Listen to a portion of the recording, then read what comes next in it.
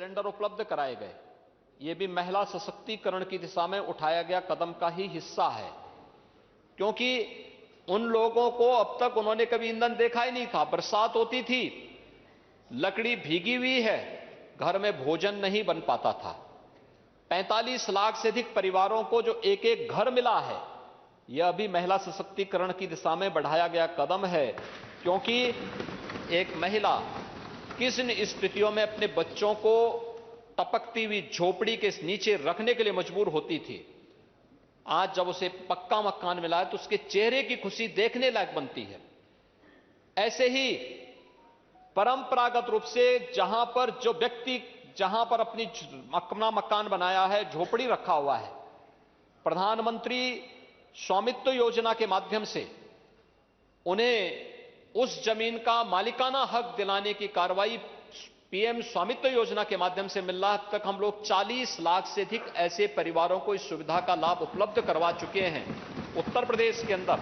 और 8,000 से ड्रोन लगा करके हर एक ग्राम पंचायत को सर्वे करने, ग्राम पंचायत की खुली बैठक के माध्यम से फिर उन लोगों को इस अभियान के हिस्से बनाने की कार्रवाई भी चल रही है। पीएम स्वनिधि के अंतर्गत भी स्ट्रीट वेंडर, ठेला, खोमचा, रेहड़ी रखने वाली ऐसी 2 लाख से अधिक महिलाओं को इस योजना का लाभ देकर के आर्थिक स्वावलंबन की ओर अग्रसर करने का कार्य हुआ है। अन्य अनेक ऐसी योजनाएं हैं जिन योजनाओं के बारे में हम चर्चा करें। मेरी अपील होगी सभी महिला यहां पे जो सदस्यगण हैं उन सभी बहनों से कि इस पर वे अच्छी चर्चा करें। इनमें उनके कोई सुझाव हैं, सुझाव उनके नोट होंगे, सरकार उसके बारे में कदम उठाएगी। और आज जो ये देश का भी और सबका इस ओर आज ध्यान आकर्षण होगा कि आखिर महिला सदस्य क्या बोलना चाहती है, उनकी जिज्ञासा क्या है, प्रदेश के विकास के बारे में, प्रदेश के सम्मान के बारे में, प्रदेश के स्वावलंबन के बारे में, प्रदेश के भविष्य के बारे में, प्रदेश के वर्तमान के बारे में। अगर इन सभी मुद्दों की ओर उनका सकारात्मक सुझाव आता है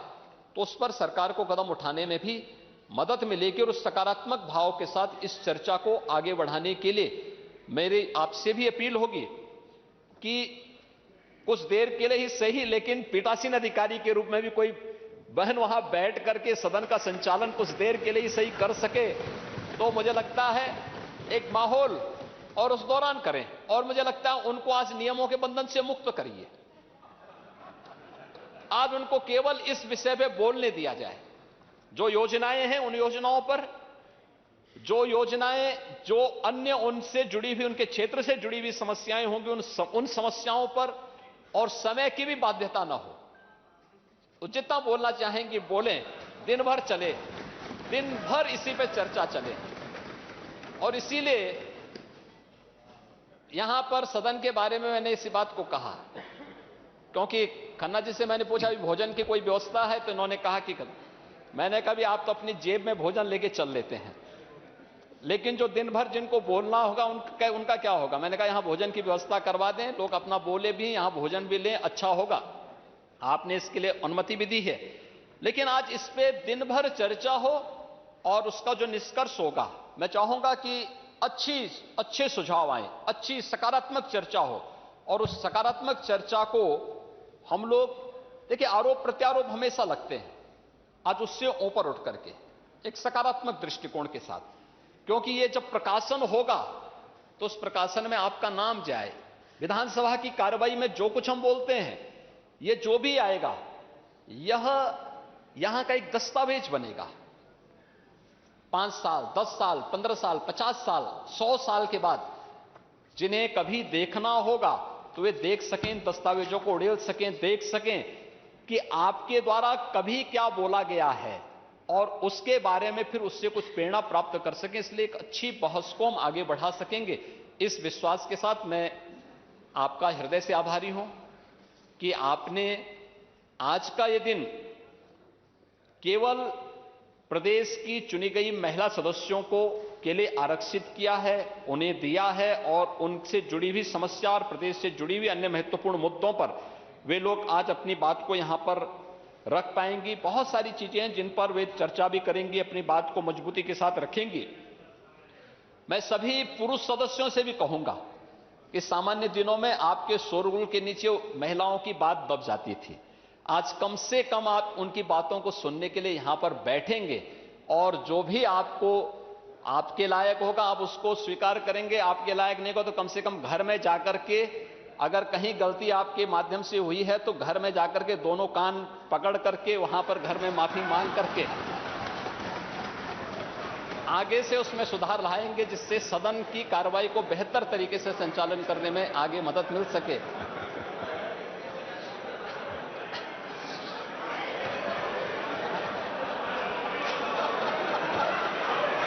ये कार्य ये जरूर हो। सदन ये सब बातें कैसे जानते हैं? और मैं सभी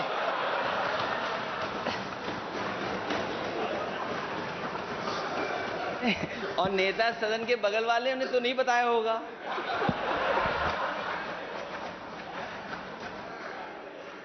लगता है खन्ना जी आपको आमंत्रण करने में भूल गए हैं। खन्ना जी ने तो पिछले दिनों ही एक रिसेप्शन दिया था, आपको नहीं बुलाया था क्या? धन्यवाद। अध्यक्ष महोदय, जतन भी उसी जगह के हैं, कभी बताया नहीं बात आपने?